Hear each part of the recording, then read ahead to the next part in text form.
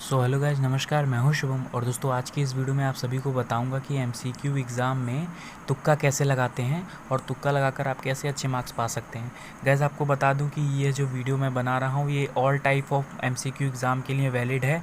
मतलब किसी भी प्रकार का एग्ज़ाम होगा एमसीक्यू का अगर, तो मैंने वो सारी चीज़ें जो भी इस वीडियो में बताई हैं वो सारी चीज़ें उस पर वैलिड होंगी। ओके, तो दोस्तों वीडियो शुरू करने से पहले कुछ महत्वपूर्ण गाइडलाइंस हैं वो मैं आपको बता दूँ। यहाँ पे पहला पॉइंट देखिए क्या लिखा गया है कि हमेशा तुक्का लगाना एक सेकेंडरी ऑप्शन है। पहला ऑप्शन यही है कि आपको अपने एग्ज़ाम की तैयारी अपने मन से बेहतरीन ढंग से करनी चाहिए और एमसीक्यू प्रश्नों को खूब प्रैक्टिस करना चाहिए। और अगर इतना सब कुछ करने के बाद भी आप कुछ प्रश्नों को अटेम्प्ट करने में असमर्थ महसूस करते हैं तो इस परिस्थिति में आप मेरी इन बातों को मान सकते हैं जो मैं आज आपको इस वीडियो में बताऊंगा।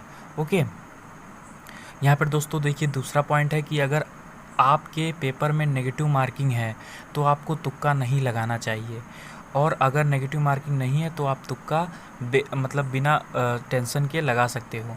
ओके, सो गाइज यहाँ पे थर्ड ऑप्शन है गाइडलाइन का कि आपको एमसीक्यू पेपर में हमेशा उन प्रश्नों को चुनना चाहिए जिसका उत्तर आपको पहले से पता हो, और जो प्रश्न हार्ड होते हैं उन्हें आप एक मिनट पढ़कर छोड़ दीजिए और इसके अगले प्रश्न पर मूव कर जाइए। ठीक है, मतलब उसको छोड़कर आप अगले प्रश्न पे मूव कर जाइए और बाद में जब आपके सभी सिंपल प्रश्न सॉल्व कर लेंगे तो उसके बाद से आप कठिन प्रश्न को सॉल्व करें।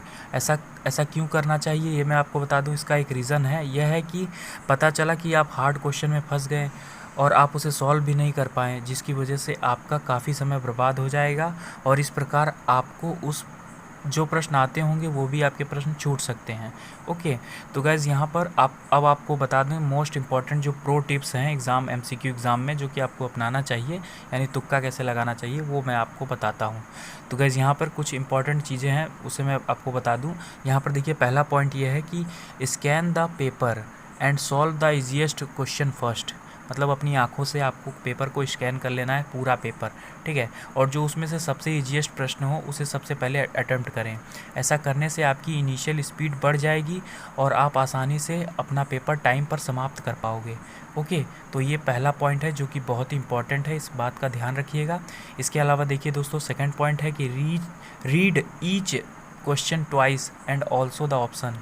यानी आपको हर प्रश्न को 2 बार ज़रूर से ज़रूर पढ़ना है और ऑप्शन को भी। This is very important for you. दोस्तों ये बहुत ही इंपॉर्टेंट चीज़ है। आपको बता दूं कि अगर कभी कभी आप क्वेश्चन पढ़ते हो तो जल्दीबाजी में कहीं मान लीजिए नहीं लिखा है तो आपने वो चीज़ मतलब भूल गए, आपको नहीं आपने जोड़ा नहीं तो वो चीज़ अलग हो जाएगी, उसका सेंटेंस का मतलब ही अलग हो जाएगा। तो ऐसी चीज़ें होती हैं, आपने भी फेस की होंगी। बाद में आप देखते होगे तो आपको पता चलता होगा अरे यार यहाँ तो नहीं लिखा था। ठीक है, तो मतलब कुछ ऐसे क्वेश्चन होते हैं दोस्तों।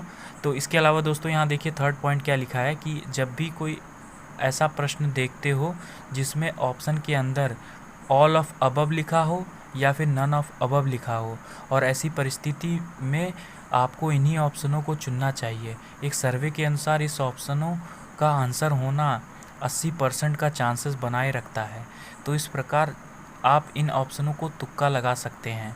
तो गाइस जब भी आप कोई ऐसा प्रश्न देखें जिसमें मतलब ये दोनों ऑप्शन हो या मतलब इनमें से कोई एक हो, तो आप इनमें इसी मैक्सिमम चांसेस रहते हैं कि यही जो ऑप्शन है वो सही रहता है, ऑल ऑफ अबव या नन ऑफ अबव वाला। ओके, तो इसके अलावा देखिए नंबर 4 पे है कि try to eliminate the option जो आपको नहीं लगता है कि यह आंसर हो सकता है। आपको उस ऑप्शन को भूल जाना है और बाकी ऑप्शन पर फोकस करना है कि अब इनमें से कौन सा सही होगा। तो गाइज़ मान लीजिए आपके पास 4 ऑप्शन दिए गए हैं, आप में से आपको पता है कि चौथा जो है वो बिल्कुल भी हो नहीं सकता इसका आंसर, तो आप उसे भूल जाइए। अब बाकी के जो 3 हैं उसमें से सोचिए कौन सा ऑप्शन होगा, मतलब आंसर होगा। तो इस बात का ध्यान रखिएगा दोस्तों। तो ये चीज़ें है चौथा पॉइंट में। इसके अलावा 5वां पॉइंट ये है कि बहुत से लोग यहाँ पे कभी भी आपको कोई पैटर्न वाइज आंसर नहीं देना है। ठीक है, बहुत से लोग आंसर देते हैं जैसे कि ए, जैसे क्वेश्चन नंबर 1 का ए सही टिक कर दिया है, क्वेश्चन नंबर बी का टिक मतलब ए टिक कर दिया, फिर क्वेश्चन नंबर सी का भी ए ही टिक कर दिया, फिर ए करते जाएंगे। तो इस तरह करते हैं, बहुत लोग ऐसा करते हैं कि क्वेश्चन नंबर 1 से क्वेश्चन नंबर 10 तक ए खाली मार्क कर देंगे, फिर उसके बाद से क्वेश्चन नंबर 11 से 20 तक का बी मार्क कर देंगे। तो ये सारी गलतियाँ आपको नहीं करनी है, ये बहुत बड़ी गलती है जो लोग करते हैं। ओके, और इसके अलावा दोस्तों यहाँ पे पॉइंट नंबर 6 है, आपको बता दूं कि हमेशा आपको एमसीक्यू प्रश्नों को एक सीरियल ऑर्डर से पढ़कर सॉल्व करना चाहिए। यदि आप रैंडमली प्रश्नों को सॉल्व करते हो तो मैक्सिमम चांसेस है कि आपका प्रश्न छूट जाएगा या फिर आप गलत ऑप्शन को चुन लोगे। तो इस बात का एकदम ध्यान रखिएगा दोस्तों कि कभी भी आपको सीरियल से ही प्रश्नों को सॉल्व करना है। ओके, तो ये था छठा पॉइंट।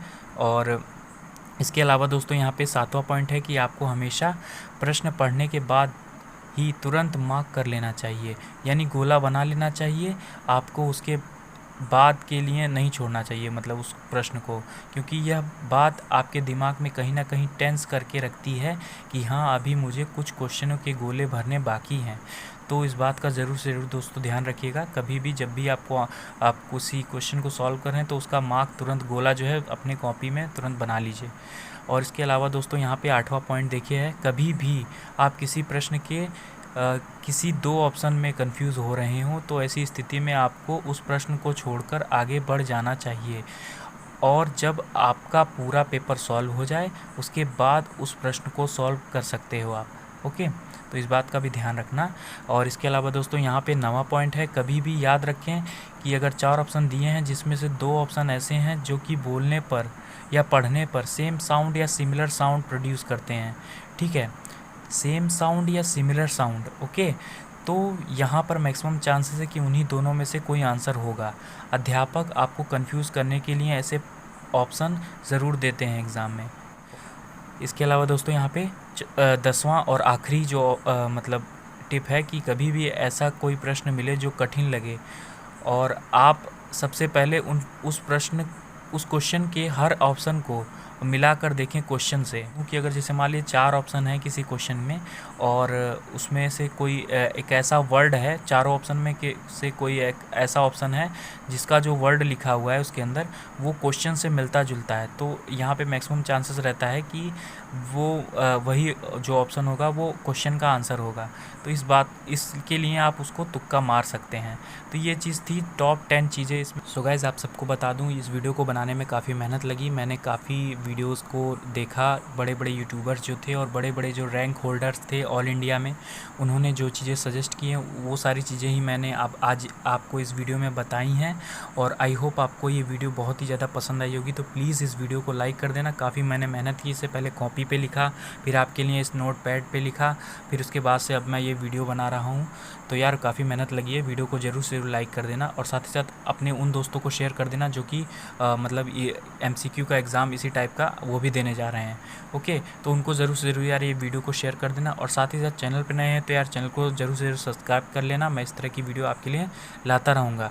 ओके, तो मिलता हूँ आपको एक नई वीडियो में, तब तक के लिए नमस्कार, बाय बाय।